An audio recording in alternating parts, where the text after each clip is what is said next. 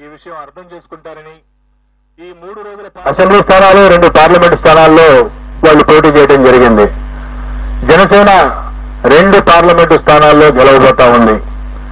అలాగే అసెంబ్లీ స్థానాల్లో పిఠాపురం నుండి పోటీ చేసినటువంటి జనసేన పార్టీ వ్యవస్థాపక అధ్యక్షులు శ్రీ పవన్ కళ్యాణ్ గారు భారీ మెజార్టీతో గెలవబోతా ఉన్నారు. అలాగే ఆ పార్టీలో మరొక ముఖ్య నాయకుడైనటువంటి శ్రీ నాదెండ్ల మనోహర్ గారు గుంటూరు జిల్లా తెనాలి నుండి గెలవబోతా ఉన్నారు. తర్వాత తెలుగుదేశం పార్టీ విషయానికి వస్తే తెలుగుదేశం పార్టీ అధ్యక్షులు రాష్ట్ర మాజీ ముఖ్యమంత్రి నారా చంద్రబాబు నాయుడు గారు కొత్తూరు నియోజకవర్గం నుండి భారీ మెజార్టీతో గెలవబోతా ఉన్నారు.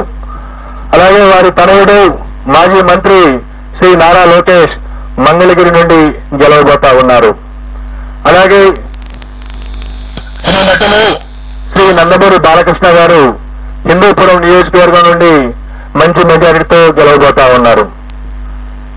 ఈ విధంగా ప్రతిపక్ష పార్టీలకు సంబంధించి ముఖ్య నాయకుల విషయాన్ని చూసుకున్న తర్వాత ఆంధ్రప్రదేశ్ అధికారంలో ఉన్నటువంటి వైఎస్ఆర్ కాంగ్రెస్ పార్టీ యొక్క మంత్రివర్గంలో అనేక మంది మంత్రివర్గ సభ్యులు తీవ్రమైనటువంటి పోటీ ఎదుర్కొంటున్నారు.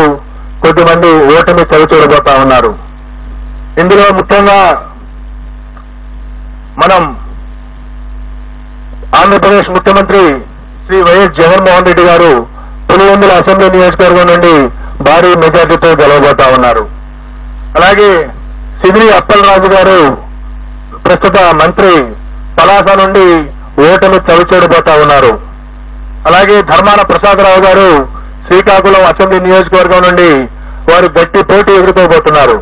నేను ఎక్కడైతే గట్టి పోటీ అని సంబోధిస్తానో అక్కడ మా మార్జిన్ ఆఫ్ ఎర్రర్ ఏదైతే ఉంటుందో +/- 3% లోబడి ఫలితం ఉండే అవకాశం ఉంటుంది.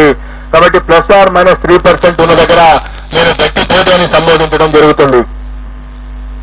అలాగే పీడిక రాజన్న దొర సాలూరు అసెంబ్లీ నియోజకవర్గం నుండి గెలుపొందబోతా ఉన్నారు. అలాగే బొత్స సత్యనారాయణ గారు ప్రస్తుత మంత్రి మాజీ పిసిసి అధ్యక్షులు చీపురుపల్లి అసెంబ్లీ నియోజకవర్గం నుండి మంచి మెజారిటీతో గెలుపొందబోతా ఉన్నారు. అలాగే గుడివాడ అమర్నాథ్ గారు రాష్ట్ర ఐటీ శాఖ మంత్రులు గుడివాడ అమర్నాథ్ గారు గతంలో అనకాపల్లి నుండి ప్రాతినిధ్యం వహించారు. ప్రస్తుతం గాజువాక నుండి పోటీ చేస్తున్నారు. వారు ఓటమి చవిచూడబోతా ఉన్నారు. అలాగే పిలిపి విశ్వరూప్ గారు వారు అమలాపురం శాసనసభ నుండి పోటీ చేస్తున్నారు. వారు గెలవబోతా ఉన్నారు. అలాగే కారుమూరి నాగేశ్వరరావు గారు వారు తణుకు నుండి ప్రాతినిధ్యం వహిస్తా ఉన్నారు. వారు రాష్ట్ర మంత్రి. వారు ఓటమి చవిచూడబోతా ఉన్నారు. అలాగే చెల్లిపోయిన వేణుగోపాల్ గారు